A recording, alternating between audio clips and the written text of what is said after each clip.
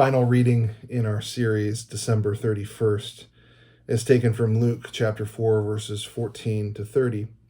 I included this because it includes some texts that we have seen before earlier in Isaiah in our series of reading these texts, waiting for the Messiah. And we can also see the fact that not everybody accepts this. We've just come through a season of Christmas in which everybody wants to celebrate Christmas. Non-Christians, Christians. I had a Jewish friend that loved the time of Christmas. Everybody wanted to celebrate it, but they don't necessarily want to celebrate what it is. And there we see in Luke chapter 14, chapter 4, verse 14 to 30, what we mean. And Jesus returned in the power of the Spirit to Galilee, and a report about him went out through all the surrounding country, and he taught in their synagogues, being glorified by all.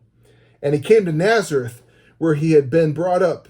And as was his custom, he went to the synagogue on the Sabbath day, and he stood up to read, and the scroll of the prophet Isaiah was given to him.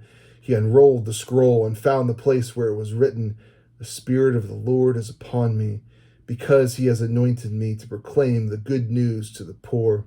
He has sent me to proclaim liberty to the captives, and the recovering of sight to the blind, to set at liberty those who are oppressed, and to proclaim the year of the Lord's favor." He rolled up the scroll and gave it back to the attendant and sat down.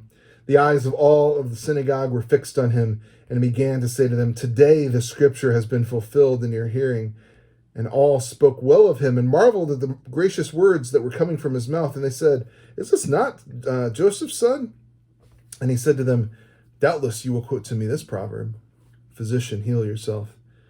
What you have heard you did at Capernaum, do here in your hometown as well." This is them saying that to them. And he said, "Truly I say to you, no prophet is acceptable in his hometown. But in truth, I tell you, there are many widows in Israel in the days of Elijah, when the heavens were shut up for 3 years and 6 months, and a great famine came over all the land. And Elijah was sent to none of them, but only to Zarephath in the land of Sidon, to a woman who was a widow. And there were many lepers in Israel in the time of the prophet Elijah, but none of them was cleansed, only Naaman the Syrian."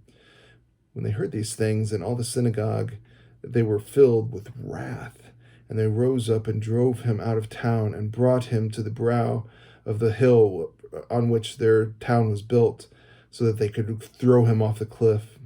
But passing through their midst, he went away. Jesus goes and preaches in his hometown in Capernaum, in the region of Nazareth in Galilee. These were people that at first said, he's a really good speaker. And so when he would say certain things, they'd say, wow, he just said that so eloquently, and they would accept the things that he said. But then when he started talking about the fact that God had a mind not just for them, but for the people that were just to the south of them, called Samaritans, just to the north of them called Syrians, those that were around them called Gentiles, they got angry with him.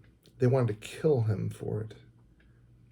I wouldn't necessarily call this racism, because they didn't have an idea of race in the same way that we did.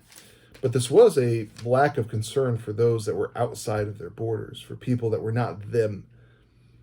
And when this happens, eventually at the end, Jesus just passes through them. We don't know how, but they weren't able to throw him off the cliff. It wasn't his time yet. But all of this by saying, when it said that I came to give sight to the blind and the oppressed, it's not just for you. It's for others. I think this is a great passage to end on, of reading through these passages around Christmas, to realize that the story of Christ coming was, he didn't just come for himself. He didn't just come for you. He came for all who would be his people, and for sheep that are not yet in the fold.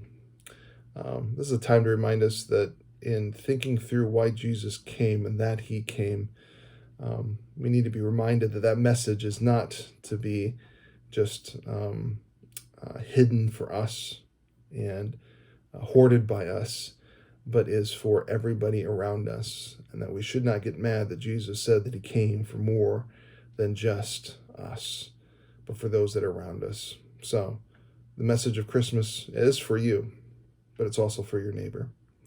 That is the final reading of December 31st from Luke 4. Thank you.